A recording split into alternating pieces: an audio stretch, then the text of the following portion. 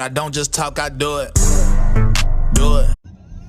ትንሽ ስለ ቱሪንግ ኤክስፐሪመንት እናወራ። ቱሪንግ ኤክስፐሪመንት is around 1950 የሆነ ፔፐር ተጽፎ እሱ ላይ ምንድነው if you are chatting like አሁን chat GPT ጋር Gemini ጋር እንደምታደርጉት ወይም talking to an AI powered machine like Alexa,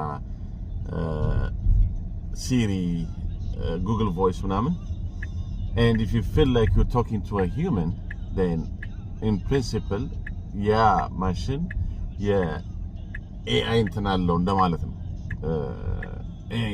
AI inclination ወይም የሆነ የተማሪ የተስተካከለ ነው ማለት ነው። that point ከምንድን ነው የሚነሳው? ይማራል። ለምሳሌ አሁን ድሮ የምንላቸውን ሲሪ፣ አሌክሳ ምናምን የሚያደርጉት ምንድነው? ቀስ እያሉ የተስተካከሉ ይመጣሉ። ቶናቸውን ሪኮግናይዝ ያደርጋሉ፣ አክሰንታቸውን ሪኮግናይዝ ያደርጋሉ። that's the learning part.